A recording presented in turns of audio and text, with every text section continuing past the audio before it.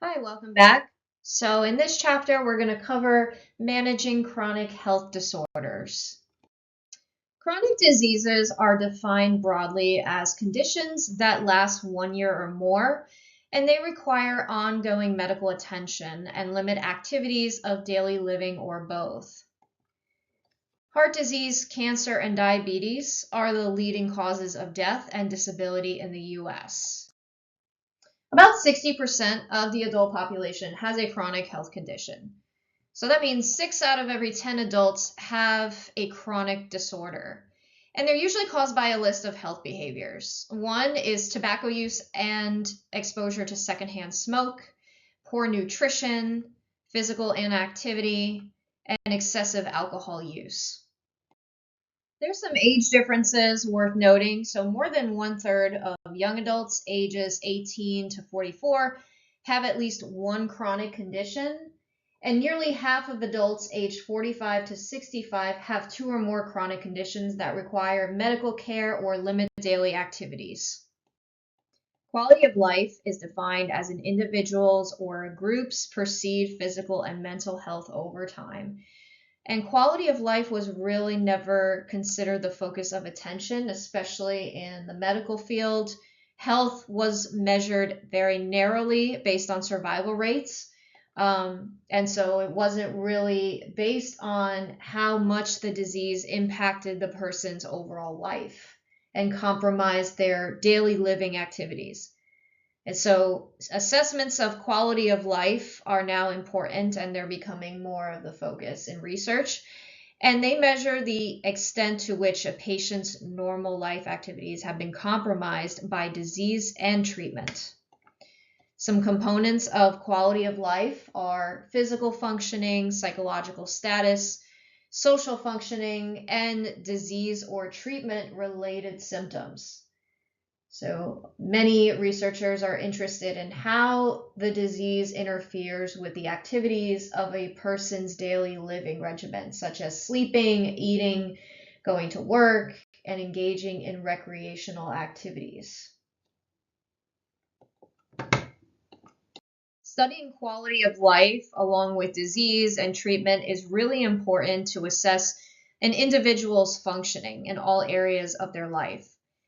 Quality of life provides a basis for interventions and it helps identify the problem likely to emerge for patients. It assesses the impact of treatments.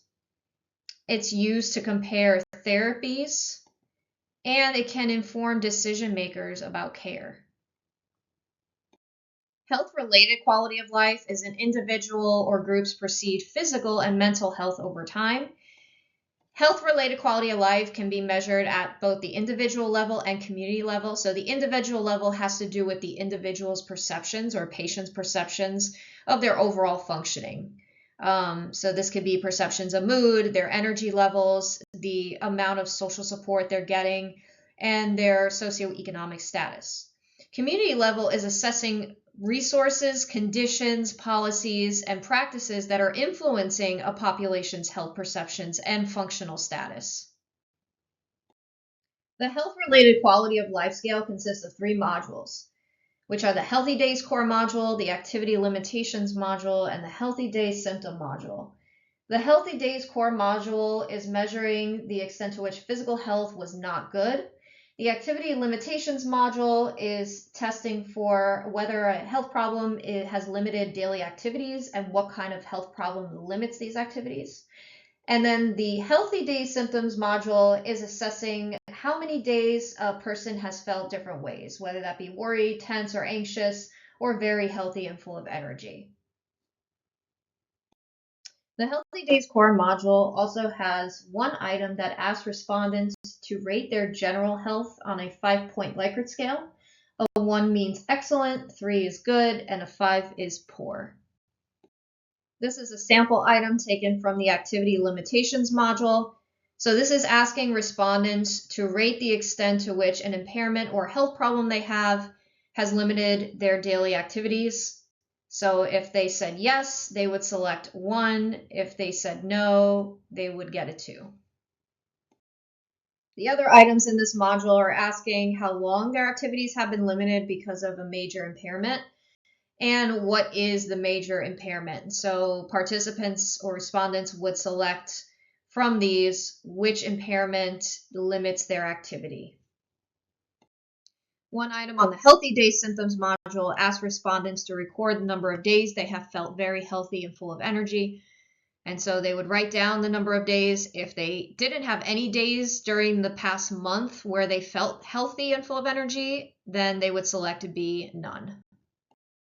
Immediately after a chronic health disorder is diagnosed, a patient can go into a state of crisis that's marked by physical, social, and psychological disequilibrium. They can have a variety of negative emotional responses. They can enter a state of grief, for example, denial, or anxiety. So a state of grief is marked by uncertainty and ambiguity. So people may question the trajectory of their chronic health condition. Will it get worse? And if so, how quickly? This can affect quality of life immensely, especially when the disease is very ambiguous and there's no known cure. Denial is a defense mechanism by which people avoid implications of a disorder. And so it's common to be a very early reaction to a diagnosis. Patients may act as if the health disorder is not severe, it will shortly go away, or it will have very few consequences. So denial can serve as a protective function by keeping a patient from having to come to terms with the problem posed by the health disorder. But over time, any benefit of denial can give way to its costs, and it can interfere with taking in the necessary treatment information and compromise health. Anxiety is when patients become overwhelmed by potential changes in their lives and the possibility of death. This can also interfere with treatment and the management of conditions. This is what's known as the anti-placebo effect. So of course, with the placebo effect, it's when patients are given a sugar pill, they're told to believe it's a drug that's going to help them, and they start exhibiting effects that will improve their symptoms. Well, the anti-placebo effect is just the opposite. So this occurs when patients are given a sugar pill, they think they're getting a drug, but they're told that the drug can elicit negative side effects. And so when you're told that a drug can have terrible side effects, you may start to exhibit those symptoms. This is also known as the nocebo effect. So for example, when a doctor tells you a surgery or procedure could have negative results, just knowing those risks could negatively impact your recovery. And so with anxiety, if you have anxiety about medications potentially not working, and if you really believe that it's not going to work, it's actually less likely to work, and your recovery might be slower.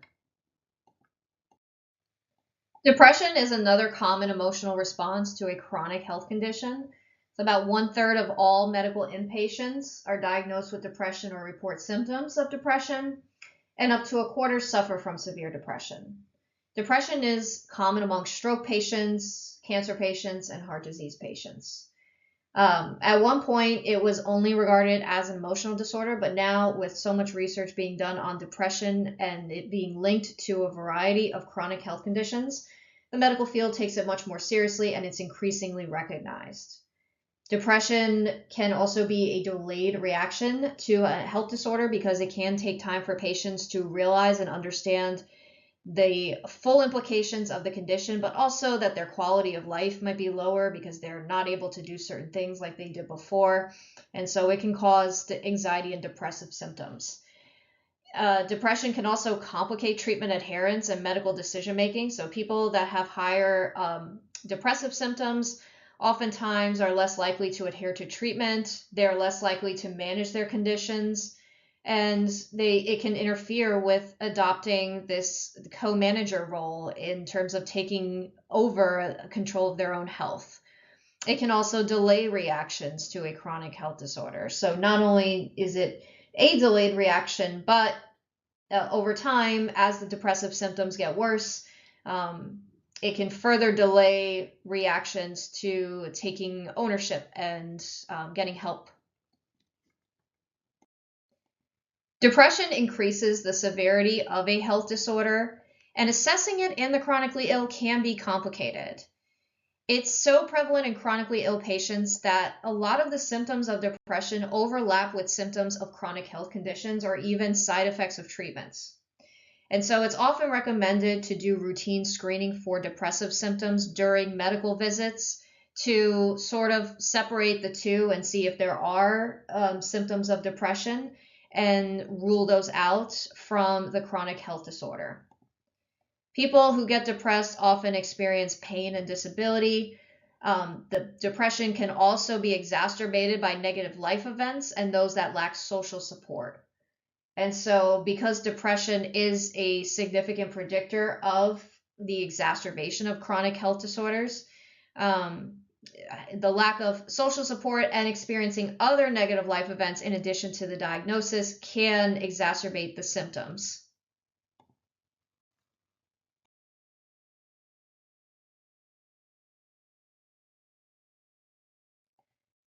Depression has been associated with a 50 to 100% increase in health service use and costs. It's mediated by behavioral mechanisms. So, for example, with depression, oftentimes the symptoms impose limitations on daily activities that lead a person to gradually withdrawing from something they used to find pleasant or rewarding. And so over time, this gradual withdrawal may cause more disability and less engagement, less social support. And so medical outpatients with depressive symptoms often show decrements in their quality of life. So not only is their physical quality of life lower, but their social quality of life and psychological quality of life is also lower. They tend to almost have twice as many days of restricted activity or missed work because of depression. So oftentimes, because it's mediated by behavioral mechanisms, cognitive behavioral therapy interventions are typically used and effective for depression. Telephone administered CBT can improve depression, and treatment for depression may not only alleviate psychological distress, but it can reduce symptoms associated with the health disorder.